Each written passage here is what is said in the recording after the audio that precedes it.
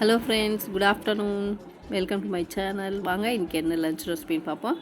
இன்றைக்கி பார்த்தீங்கன்னா ஒரு 4 கத்திரிக்காய் தான் இருந்துச்சு. அதை எடுத்து வச்சு ஒரு குழம்பு ரெடி பண்ணலான்ட்டு எடுத்து வச்சுருக்கேன். கட் பண்ணியிருக்கேன். பருப்பு அரிசி ஊற வச்சுருக்கேன். பார்க்கும்போது தெரியும். இன்றைக்கி கத்திரிக்காய் போட்டு தயிர் குழம்பு தாங்க வைக்க போகிறேன். நார்மல் தயிர் குழம்பு இல்லை, இந்த வாட்டி அரைச்சி ஊற்றி வைக்க போகிறேன். காலிஃப்ளவர் கிரேவி பண்ண போகிறேன். அவ்வளோதாங்க. தயிர் குழம்புக்கு ஃபஸ்ட்டு ரெடி பண்ணிக்கலாம். கடாயில் எண்ணெய் ஊற்றிருக்கேன். கடுகு, கொஞ்சமாக கடலைப்பருப்பு, உளுத்தம்பருப்பு போட்டுக்கலாம். கொஞ்சம் செவந்து வரட்டும்.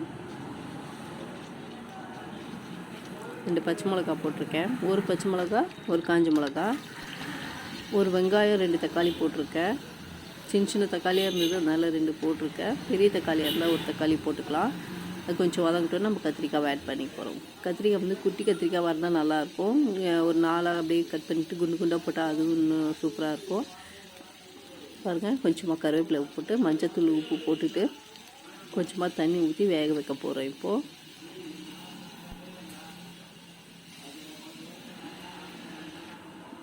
அப்படியே வேகட்டும். இப்போ அதுக்கு அடுத்தது தயிர் குழம்புக்கு மசாலாலாம் போட்டு அரைக்க போகிறோம்.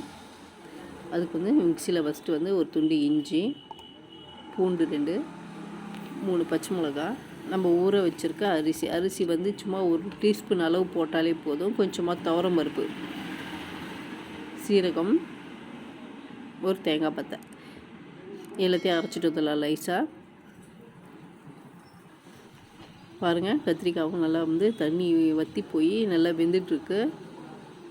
பாருங்கள், பார்க்கும்போது கறி அளவு நல்லா வெந்துட்டுருக்கு. இப்போ நம்ம அரைச்சி வச்சுருக்க அந்த மசாலாவை ஊற்றிக்கலாம். கேஸ் ஸ்லோவில் வச்சு இது பண்ணுங்கள். ஏன்னா அரிசிலாம் போட்டு நம்ம அரைச்சிருக்கோம். அது ரொம்ப கெட்டிமாயிடும், வதங்காது, அந்த பச்சை வாசனை போகாது. அதனால் ஸ்லோவில் வச்சுட்டு ஒரு 2 நிமிஷம் வதக்கி விட்டால் உங்களுக்கு குழம்பு திக்னஸ் வந்துடும். இந்த பாருங்கள், இப்போ பாருங்கள் எவ்வளோ திக்காகிடுச்சு. இப்போ போகிறோம், இது வரைக்கும் போகிறோம் வதங்கினது. இப்போ நம்ம மோர் ஊற்றி போகிறோம். நான் மோர் வீட்டில் துவைச்ச தயிர் தான். அதை மிக்சியில் போட்டு நல்லா பிளெண்ட் பண்ணி எடுத்துட்டேன். அவ்வளோதாங்க. இப்போ தேவையான அளவு கொஞ்சமாக தண்ணி ஊற்றிக்கலாம்.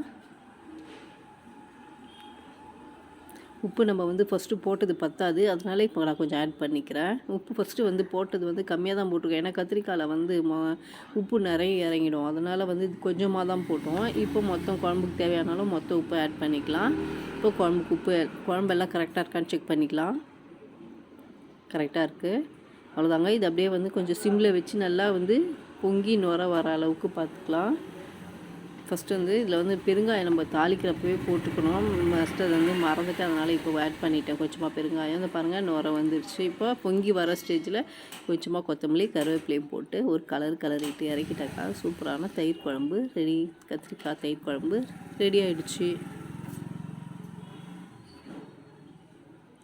பாருங்கள், எவ்வளோ சூப்பராக லைட் எல்லோ கலரில் செம்மையாக இருக்குது தயிர் குழம்பு. ரொம்ப திக்காகவும் இல்லாமல் ரொம்ப தண்ணியாகவும் இல்லாமல் சூப்பராக இருக்குது.